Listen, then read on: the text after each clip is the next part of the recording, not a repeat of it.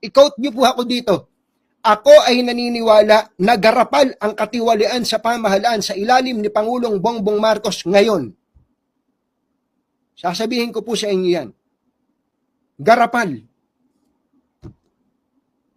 Kaya, kung meron man pong dapat na umaksyon dito, dapat si Pangulong Bongbong Marcos.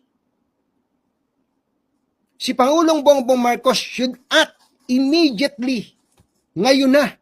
Dapat magsalita si Pangulong Bongbong Marcos tungkol sa mga porsyento ng mga congressman pati ng mga senador sa mga government projects. Pagka hindi nagsalita si Pangulong Bongbong Marcos Jr. dito, gusto kong sabihin, kinukonsinti niya ang katiwalian sa pamahalaan. Pero ngayon po, garapal po ang katiwalian sa pamahalaan. Garapal ang katiwalian sa pamahalaan. And if the President does not lift a finger, ibig sabihin, kinukonsinti niya ang katiwalian sa pamahalaan.